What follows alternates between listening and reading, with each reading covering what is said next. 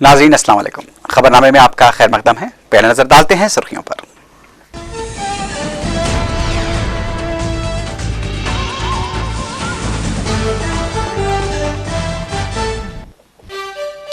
आम हड़ताल की वजह से हुकूमत जीएचएमसी हुदूद में 4 घंटे बरखी कटौती पर मजबूर, चीफ मिनिस्टर का बयान।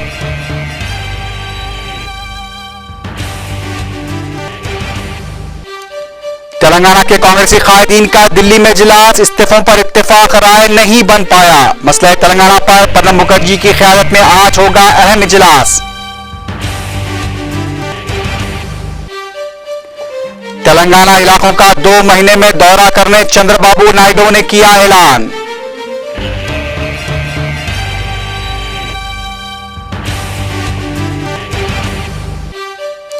नागम जनार्दन रेड्डी अपने साथियों के साथ असेंबली में धरने पर बैठ गए, इस्तीफे कबूल करने का किया मुतालबा।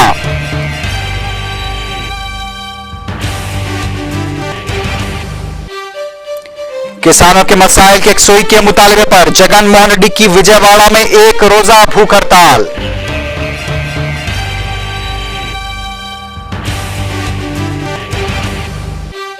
और पाकिस्तान में नामूस रिसालत कानून की मुखालिफत करने वाले सलमान तासीर के कत्ल में मुलव्विस मुमताज कादरी को मौत की सजा।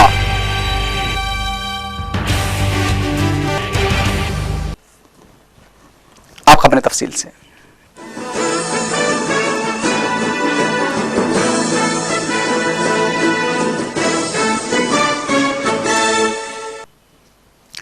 चीफ मिनिस्टर किरण कुमार रेड्डी ने कहा है कि आम हड़ताल की वजह से बरखी पैदावार में आई कमी को देखते हुए हुकूमत जीएचएमसी हुदूद में 4 घंटे बरखी कटौती के लिए मजबूर है।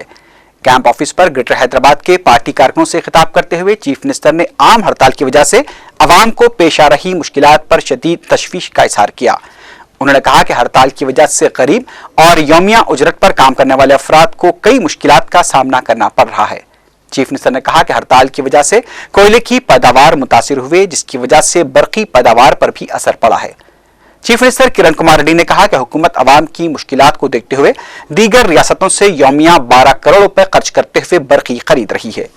चीफ मिनिस्टर ने आम हड़ताल के दौरान तशद्दुद के वाकयात की मजम्मत करते हुए इंतबाह दिया कि हुकूमत शहर में अमन की सूरत हाल को मुतासिर करने वाले अफराद के खिलाफ सख्त कार्रवाई करेगी। किरण कुमार रेड्डी ने फिर इस बात को दोहराया कि वो एक पक्के हैदराबादी हैं और वो यहाँ पर पैदा हुए हैं, यहीं पले बड़े हैं, जिसके लिए वो फख्र महसूस करते हैं। उन्होंने कहा कि वो हैदराबाद और सिकंदराबाद की तरक्की के लिए पुरज़्म हैं और चाहते हैं कि हैदराबाद न सिर्फ हिंदुस्तान बल्कि दुनिया भर में एक मिसाली शहर के तौर पर देखा जाए।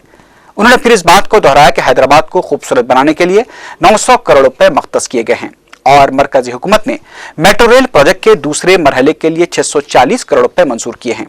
चीफ मिनिस्टर ने बताया कि 1 नवंबर से 1 रुपए किलो चावल की स्कीम का भी आगाज होगा। एक खातून की जानिब से यह पूछे जाने पर चीफ मिनिस्टर लाजवाब हो गए जब खातून ने चीफ मिनिस्टर से सवाल किया कि जब पकवान गैस की कीमत ही 10 से बाहर है तो फिर 1 रुपए किलो चावल लेकर क्या किया जाए।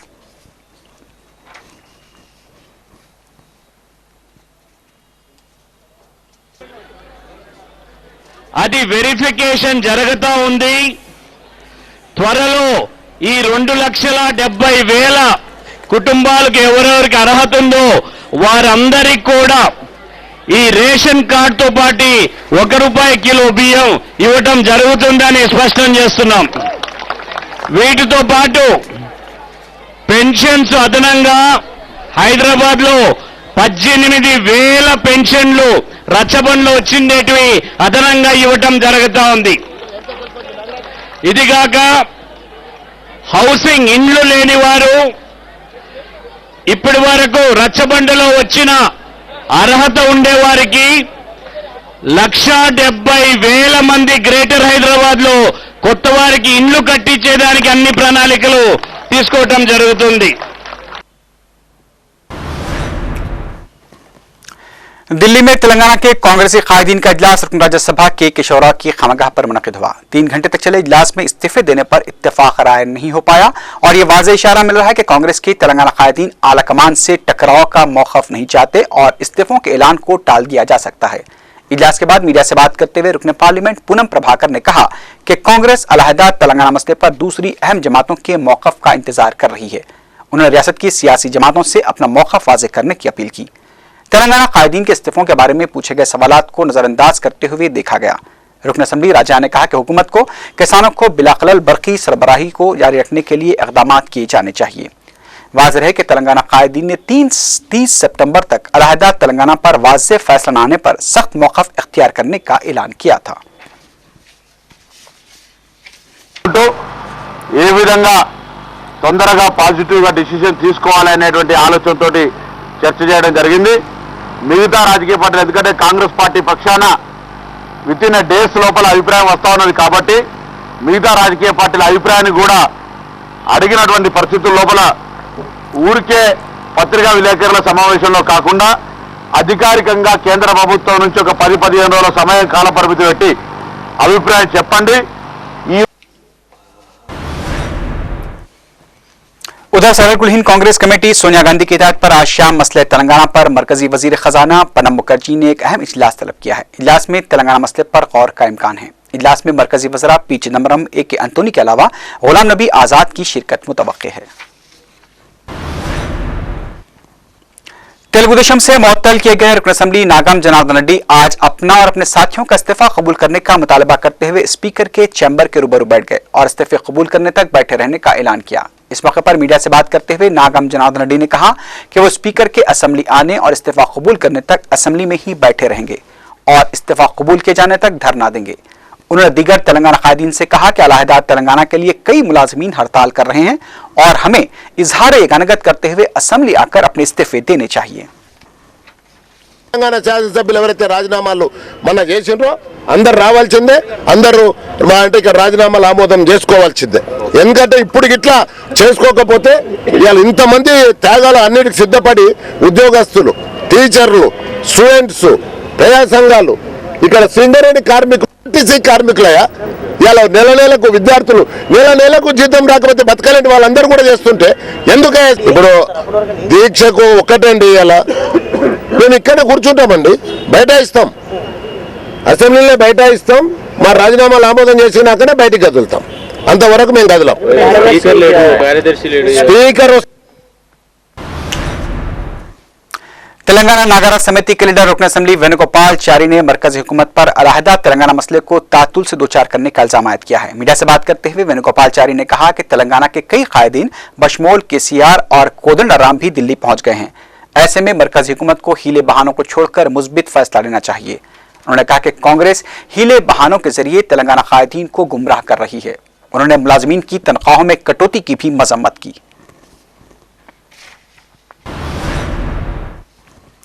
करीमनगर में आम हड़ताल से इजहार यगानगत के तौर पर सरकारी और खानगी तिब्बी अमले ने एहतजाजी रैली निकाली। इस मौके पर डॉक्टर्स की जानिब से रक्स भी किया गया। एहतजाजी डॉक्टर्स ने इंतबाह दिया कि अगर मरकजी हुकूमत अलहदा तेलंगाना पर मुस्बित फैसला नहीं लेती है तो गैर मुअय्यना मुद्दत के लिए खिदमात का बाइकआउट कर दिया जाएगा।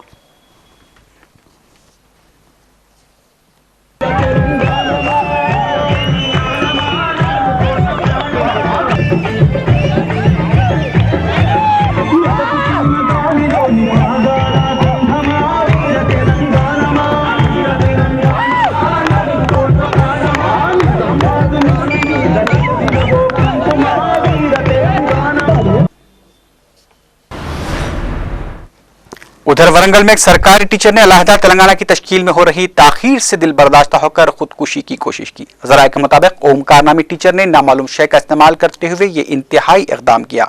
उसने इकदाम से कबल एक खुदकुश तहरीर भी छोड़ी जिसमें उसने अलहदा तेलंगाना की फौरी तश्कील का मुतालबा किया। ओमकार को दवाखाने में शरीक करा दिया गया है जहां उसकी हालत तशवीशनाक बताई गई है।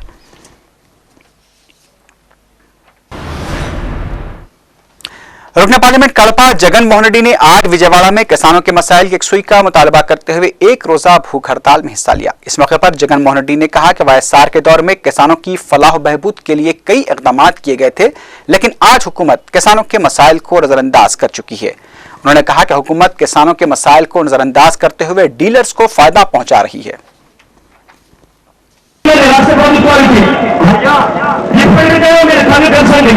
ఇప్పుడు నేను చేస్తున్నది వైఎస్ఆర్ కాంగ్రెస్ పార్టీ చేస్తా ఉంది కాబట్టి వైఎస్ఆర్ కాంగ్రెస్ పార్టీ రైతులకు తోడుగా ఉంది కాబట్టి ఆ రైతులకు మేము అందరూ ఇవ్వము అన్న ఆలోచన నుంచి బయటపడండి. ఒక్కసారి బయటకు వచ్చి చూడండి ఇవాళ ఏ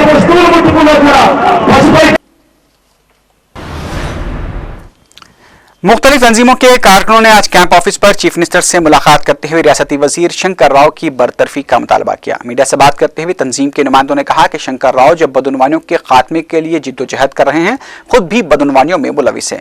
तंजीम के नुमाइंदों का कहना था कि अगर शंकर राव के खिलाफ कार्रवाई नहीं की गई तो वो जंतर मंतर पर धरना देंगे। तंजीम के नुमाइंदों का यह भी कहना था कि शंकर राव रकम न मिलने पर दूसरों के खिलाफ इल्जामात लगाते हैं। ఎస్సీ కోటాలో అక్రమంగా ఎమ్మెల్యే సీటు మంత్రి పదవి సీటు సంపాదించిండు. అలాంటి వాడికి అసలు ఎస్సీల గురించి మాట్లాడిన అధికారం లేదు. ఎస్సీ ఎస్టీ చట్టాన్ని కూడా దుర్వినియోగం చేస్తే అందరి మీద దాన్ని అక్రమంగా పెట్టడానికి బ్లాక్ మెయిల్ చేయడానికి మాత్రమే, తనకు లంచం ఇవ్వలేదనే నెపంతో మాత్రమే ఆయన అందరి మీద అభియోగాలు చేస్తూ అందరి మీద కేసులు పెడుతున్నారు. ఇలాంటి మంత్రితనానికి పనికిరాడు. ఇలాంటి మంత్రిని వెంటనే బర్తరఫ్ చేయాలని డిమాండ్ చేస్తున్నాము. ఆయన సిద్ధంగా ఉండాలి. నిజంగా ఆయన గురువింద గింజ అయితే, నీతిమంతుడైతే ఆయన ఖచ్చితంగా సిద్ధంగా ఉండాలి. సవాలు విసురుతాండు కదా అందరి మీద. మేము సవాలు విసురుతున్నాం శంకర్రావుకు. ఖచ్చితంగా నువ్వు सियासत में फूल और पत्थर दोनों का सामना करना पड़ता है। सदर तेलुगु देशम चंद्रबाबू नायडू ने पार्टी कारकुनों से खिताब करते हुए ये बात कही। उन्होंने ऐलान किया कि वो 2 महीने के अंदर तेलंगाना के अजला का दौरा करेंगे। चंद्रबाबू नायडू ने कहा कि तेलंगाना में तेलुगु देशम का मौक़िफ़ मजबूत है और पार्टी कारकुनों को मायूस होने की जरूरत नहीं है। सदर तेलुगु देशम ने कहा कि वो रायलसीमा का दौरा मुकम्मल करने के बाद तेलंगाना का दौरा करेंगे। उन्होंने कहा कि तेलुगु देशम दौरे हुकूमत में तेलंगाना की तरक्की के लिए कई इक़दाम किए गए थे।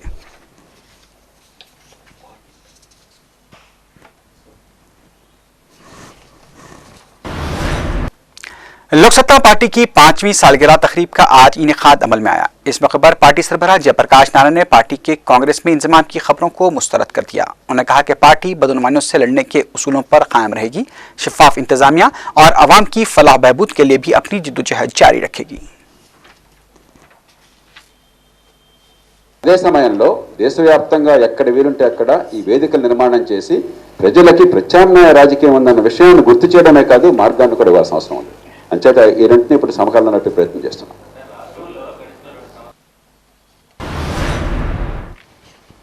भले ही चीफ मिनिस्टर किरण कुमार रेड्डी रियासत की मौजूदा सूरत हाल से मुतफक्किर हैं, लेकिन चीफ मिनिस्टर की अहलिया खुशगवार माहौल को देखना चाहती हैं। इसलिए चीफ मिनिस्टर की अहलिया ने नवरात्रि के सिलसिले में मुनक्किदा डांडिया प्रोग्राम में हिस्सा लिया और घर की परेशानियों को भूलकर दीगर खवातीन के साथ डांडिया खेला।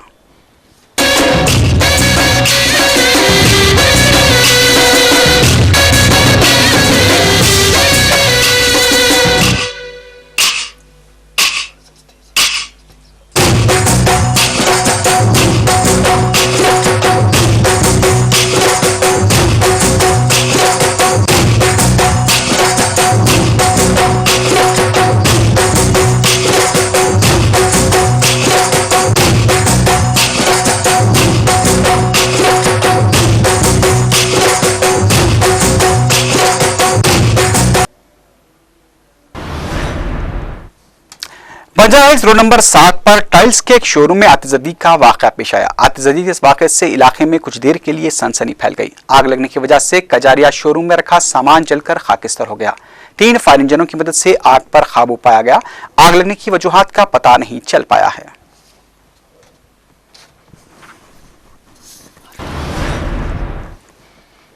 2002 गुजरात फसादात के सिलसिले में चीफ मिनिस्टर नरेंद्र मोदी के रोल पर उंगली उठाने वाले संजीव भट्ट की बीवी श्वेता भट्ट ने कहा है कि पुलिस हिरासत में उनके शौहर की जिंदगी को खतरा है।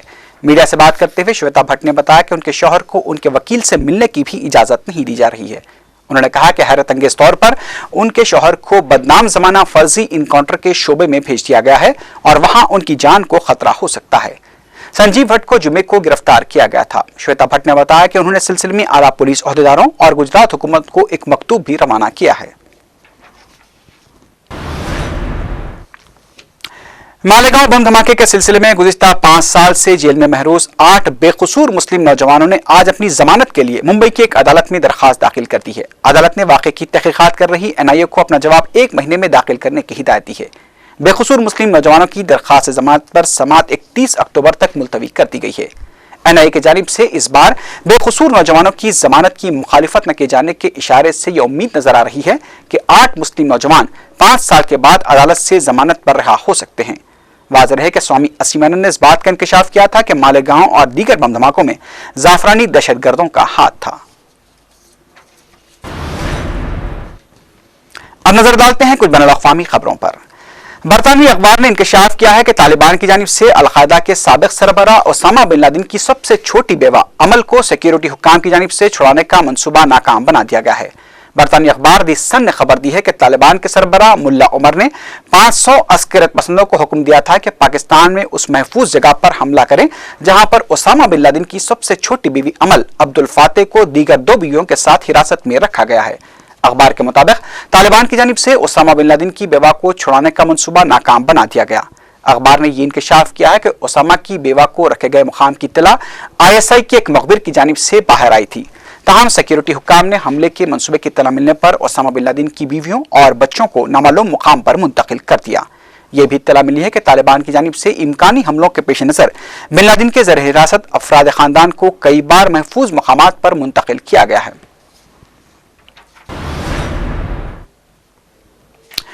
पाकिस्तान में रावलपिंडी की इंसदाद दहशतगर्दी की एक अदालत ने गवर्नर पंजाब सलमान तासीर के कत्ल मुकदमे के मुलजिम मुमताज कादरी को मौत की सजा सुनाई है। अदालत ने मुमताज कादरी को 2 लाख रुपए जुर्माना भी अदा करने का हुक्म दिया है। मुमताज कादरी के वकीलान ने इस फैसले के खिलाफ हाई कोर्ट से रुजू होने का ऐलान किया है। पाकिस्तान से मिली खबरों के मुताबिक अदालत ने मुमताज कादरी के इकबाली बयान को बुनियाद पर उन्हें मौत की सजा सुनाई है। मुमताज कादरी ने इस्लामाबाद के जुडिशियल मजिस्ट्रेट के सामने बयान देते हुए यह एतराफ किया था कि सलमान तासीर तौहीन रिसालत के मुर्तकिब हुए हैं, इसलिए मैंने उनका कत्ल कर दिया था। फैसले के दौरान मुमताज कादरी कमरे अदालत में मौजूद थे और अदालत की जानिब से फैसला सुनाए जाने के फौरी बाद उन्हें डेथ सेल मुंतकिल कर दिया गया। मुमताज कादरी ने तहकीकात के दौरान ये कहा था कि जो सरेआम तौहीन रिसालत का मुर्तकिब होगा उसकी सजा मौत है। अडियाला जेल के बाहर जहां पर मुकदमे की समाअत जारी थी, मुमताज कादरी की हिमायत में मुजाहरे भी किए गए। लीबिया के रिपोर्ट लीडर कर्नल कज़ाफी के आबाई शहर सिर्त में साबिक सदर की हामी फौज ने बागी कौंसिल की फोर्सेस की पेशकदमी को रोक दिया है। सिर्त में कई मकामात पर कज़ाफी की हामी फौज और बागी फोर्सेस के दरमियान घमासान की लड़ाई जारी है। बनी वलीद और सिर्त का कंट्रोल हासिल करने के लिए गुज़िश्ता 2 हफ्ते से लड़ाई जारी है। बागी कौंसिल की फोर्सेस को नाटो के फिजाई तैयारों के जरिए मदद भी हासिल हो रही है। सिर्त पर कंट्रोल हासिल करने के लिए बागी कौंसिल के कमांडर्स और नाटो अहदेदारों के दरमियान राब्ता भी बरकरार है।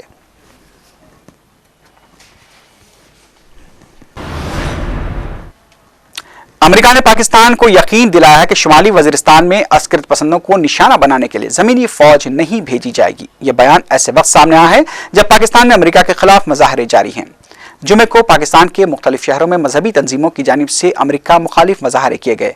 अमेरिकी फौज के सरबराह की हैसियत से सुबुकदोश होने वाले एडमिरल माइक मलन ने अपनी विदाई तकरीब में अपने साबिक़ा बयान से मुनहरिफ होते हुए कहा कि पाकिस्तान के साथ ताल्लुकात अहम हैं और पाकिस्तान के बगैर अफगानिस्तान के मसले का हल मुमकिन नहीं है।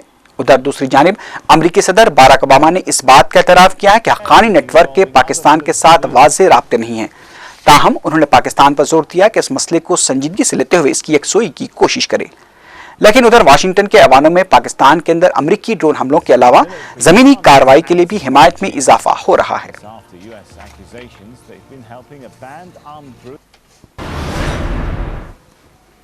शाम में सिक्योरिटी फोर्सेस की जानिब से मुजाहिरीन के खिलाफ कार्रवाइयों का सिलसिला जारी है। जुमे को सिक्योरिटी फोर्सेस की जानिब से की गई कार्रवाइयों में 13 अफराद जाँ भाग हो गए हैं। इस दौरान अमेरिका ने शाम में मुतयन अपने सिफारतकारों को तहफ़्फ़ुज़ फराहम करने का मुतालबा किया है। शामी फौज से लगे बागी फौजियों ने बशर अल असद के खिलाफ मुजाहरा करने वाले शहरियों को तहफ़्फ़ुज़ फराहम करने का ऐलान किया है। सरकारी खबर रसां एजेंसी सना ने खबर दी है कि हमस में मुसल्लह ग्रुप के हमले में 2 सिक्योरिटी मुलाजिमीन हलाक हो गए हैं। उधर अक़वाम मुत्तहिदा में यूरोपीय यूनियन की जानिब से शाम पर मजीद पाबंदियों की नई करारदाद की मंजूरी के लिए रूस की हिमायत हासिल करने के लिए कोशिशें शुरू हो गई हैं।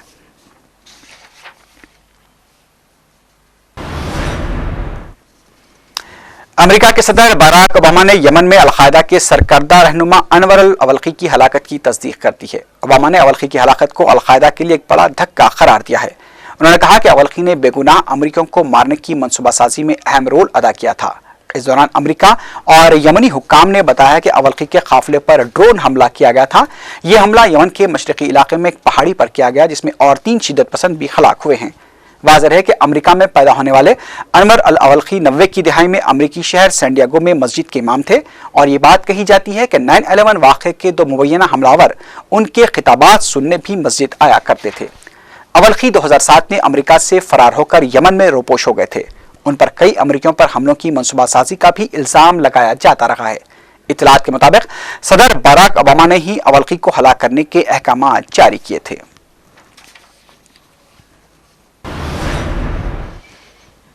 अफगानिस्तान के सदर हामिद करजाई ने कहा है कि उनकी हुकूमत अब तालिबान से मुज़ाकरात नहीं करेगी। काबुल में मजहबी रहनुमा के इजलास से खिताब के दौरान हामिद करजाई ने कहा कि साबिक सदर बुरहानुद्दीन रब्बानी के कत्ल से उन्हें यह यकीन हो गया है कि अब तालिबान से नहीं बल्कि पाकिस्तान से मुज़ाकरात किए जाने चाहिए। हामिद करजाई का कहना था कि तालिबान के रहनुमा मुल्ला उमर कहाँ हैं ये पता नहीं चल पाता, बल्कि एक शख्स आता है और खुद को तालिबान शोरा का रुकन जाहिर करते हुए बातचीत की पेशकश करता है, जबकि तालिबान की जानिब से न इसकी तस्दीक होती है और न ही तरदीद।